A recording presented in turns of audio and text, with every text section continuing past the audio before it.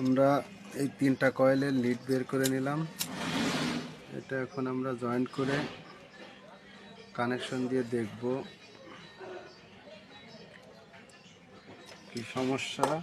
লিডগুলো connection coil 3টে তুলে আবার নতুন করে বেঁধে নিলাম।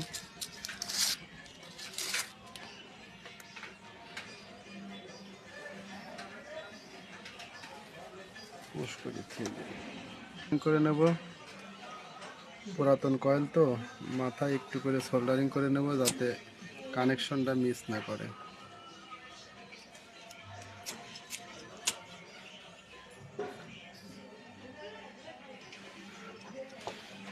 সোল্ডারিং করে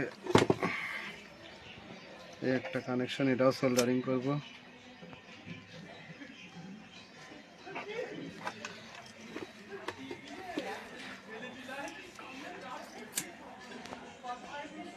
এম্পিয়ার টিউব ভরে দেব, প্রতিটা কানেকশনে এম্পিয়ার টিউব ভরে দেবো যাতে আমাদের শর্ট সার্কিট না হয় বা ফ্যান বডি না হয়, এদিকে খেয়াল রাখতে হবে।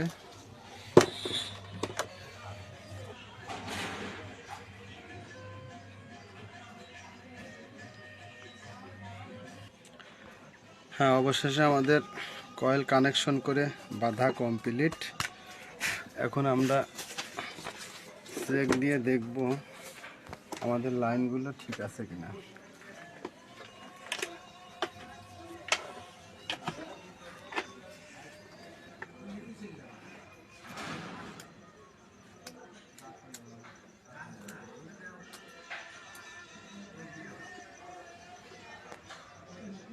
বডিও নেই, কানেকশন ঠিক আছে। এবার ফ্যানটা আমরা সেট করব।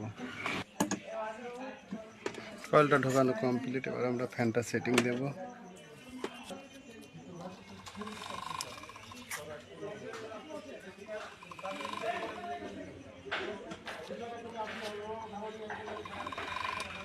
বাইরে হতে না।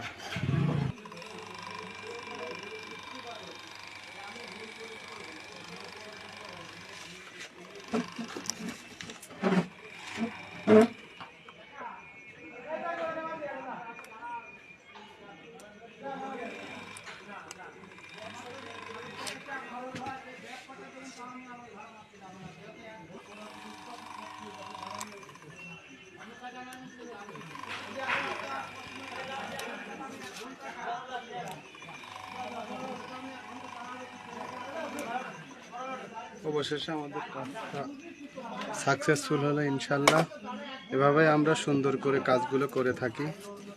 তাই একটা কাজ একটু পরিশ্রমের মাধ্যমে যদি সফলতা আসে তাহলে কয়েল বাঁধার কি দরকার। এটাই দূরে কেটে দিয়েছিল, আমরা সুন্দর করে সার্ভিসিং করে দিলাম।